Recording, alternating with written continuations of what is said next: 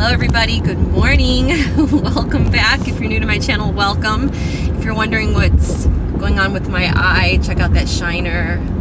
I had eye surgery. I had an orbital decompression a week ago.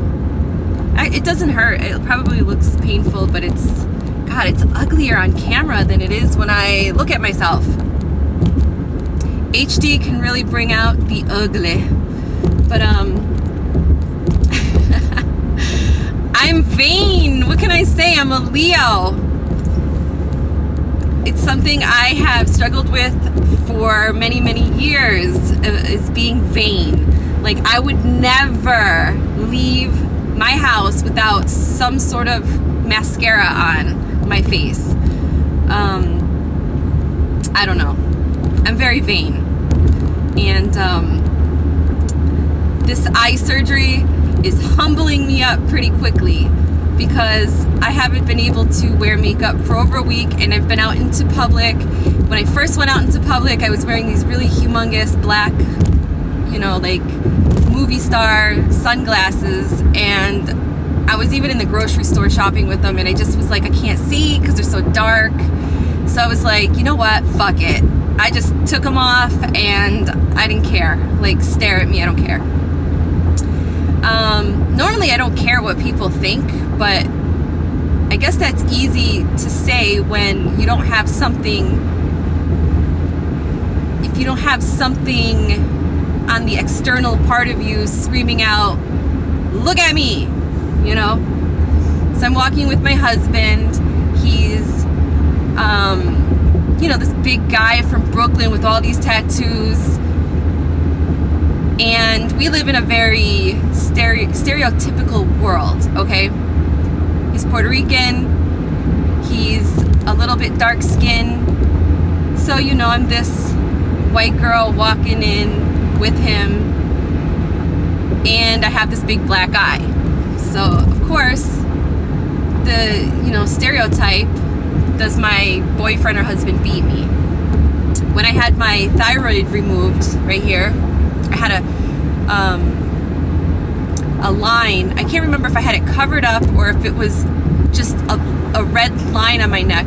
And I was in Walmart and a woman pulled me aside and asked me if I was safe. I was with my husband and she asked me if I was safe. I was a little frustrated with her, and I said, why wouldn't I be? And she pointed to my neck, and I was like, I had surgery.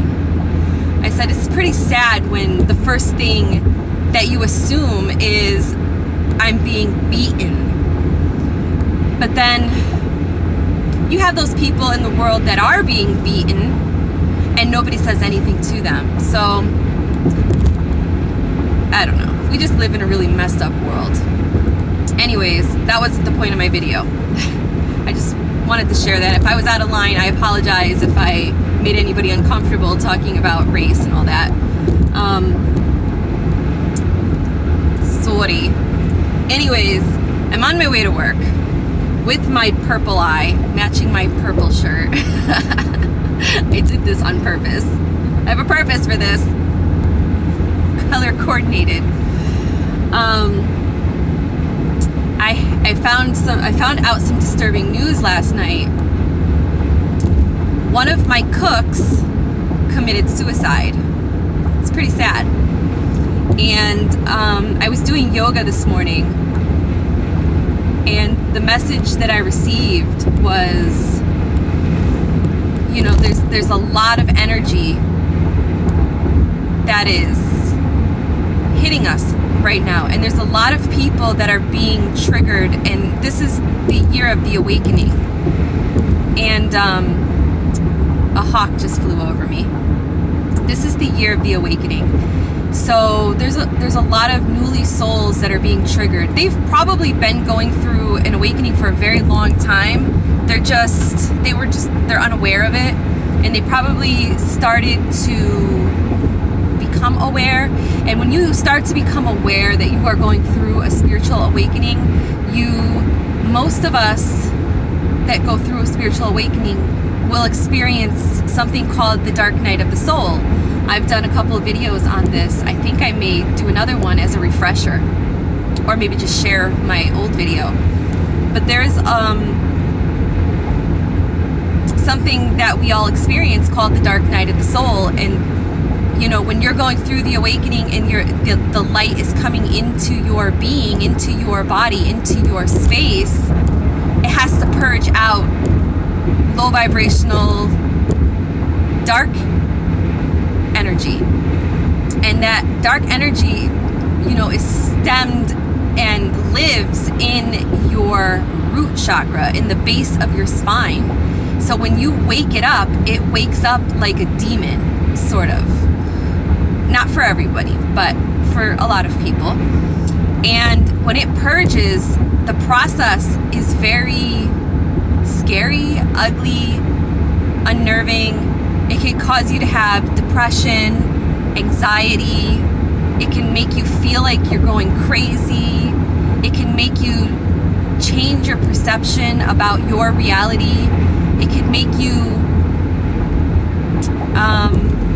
not hallucinate, but it'll make you feel like everybody is talking about you.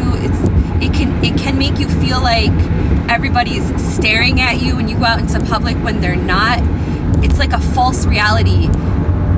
And it's what it is, it's ego death. And when your ego dies and purges, the process can get very mucky and very scary and very harsh. So I feel like a lot of people that are committing suicide, it's because they can't handle what's coming up in their reality. And it can become very overwhelming for some people. There has been times in my life that the dark night of the soul almost took me too. My ego lied to me. You know, and there were times that I thought about killing myself. There was a time that I tried to kill myself. And it's because I was just in a very low place in my life. It's not something I'm proud of. I don't really like talking about it. I'm actually kind of ashamed. Actually, you know, saying that out loud made me feel really like I just felt something that I didn't like. But it's the truth, you know. And I'm here to talk to you guys. I'm here to help you. And if there's anybody out there that is going through an awakening right now that's confused or doesn't know what's going on or feels crazy or feels suicidal, email me. I'll talk to you. I will help you. You're not crazy. There's no point of committing suicide. Even though you can't handle what's going on right now, you may feel like you can't handle it, but you can. I will teach you how to get through this. It's just one day at a time, okay?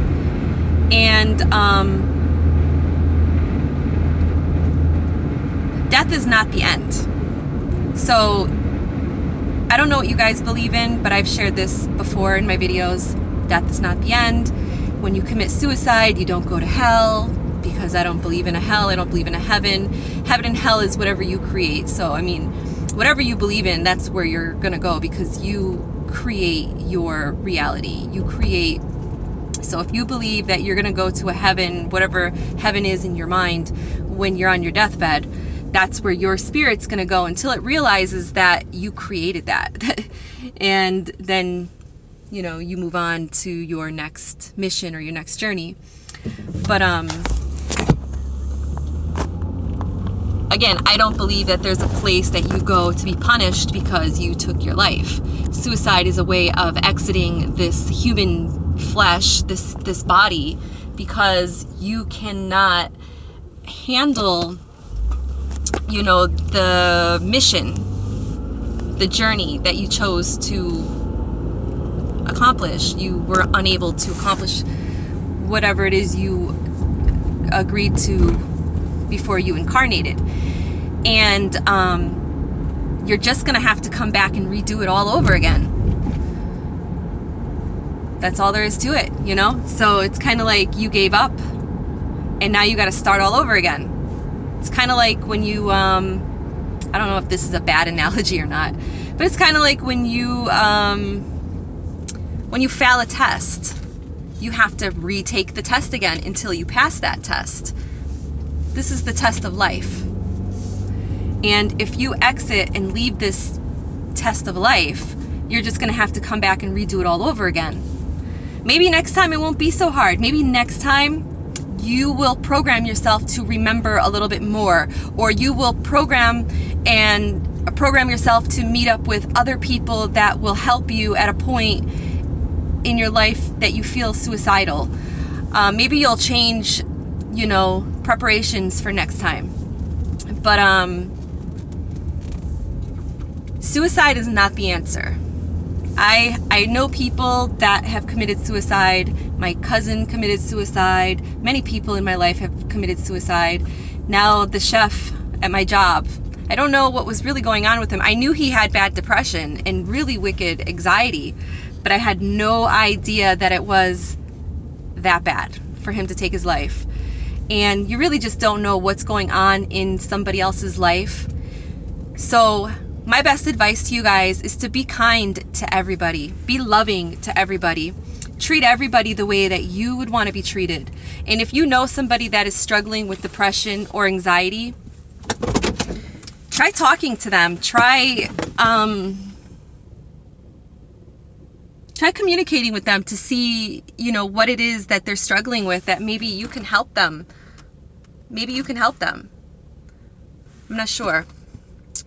But all I know is suicide is not the answer. And if you guys are struggling and you need somebody to talk to, my email address is down below in this video. And just know that we are making cosmic history. So there's a lot of things that are happening to us, to our bodies, to our souls. We're ascending, the earth is ascending. There's a lot of energy being stirred up. So there's a lot of emotions and, stuff going on this planet, in this galaxy, in this universe. So, it could be very overwhelming for a lot of people. And if you're a very sensitive person, you could be, it's a possibility that he was experiencing a lot of this depression and anxiety because of the collective. Maybe one of his jobs was, maybe he agreed to this. I'm not sure. I know a lot of people look at suicide as a big no, you shouldn't do that. Why did you do that? But could suicide for some people be part of the process? For this ascension, for this change? Could it be part of the purging? I don't know. But it's something to think about. You know what else I want to tell you guys? My last job, a person committed suicide. This job, a person committed suicide. Both people gave me a look. And the reason why I know this look is because the look of the first person that committed suicide in my last job, when I was leaving work one day, he was hopping on the elevator and he had this look like he wanted to say something. So I asked him, is everything okay? Do you need anything? And he said no. And he just kind of like stared into me, like through me. And I felt really bad for him because he tried to kill himself. He didn't succeed. He threw himself out of the window. And he ended up staying in a hospital for 4 months because he broke a lot of bones in his body and he had a lot of pain and everything. Then, the day I was leaving work, there was like some, I think it was like Thanksgiving. We had some Thanksgiving thing going on at work. And I was leaving and he was getting on the elevator going back upstairs. And the next day when I came in, he hung himself. So I wonder if he hung himself when I was on my way out going home and he was just looking at me. Maybe that look was save me, or maybe that look was like some kind of unconscious transmission. I don't know. But before I left my job here and went to surgery, to take off for surgery, the chef that committed suicide, he gave me a look. I noticed this look too when I was on my way. I was like saying bye to everybody and I was leaving, and he had, it's like a look with a pause, like everything around you paused and stopped.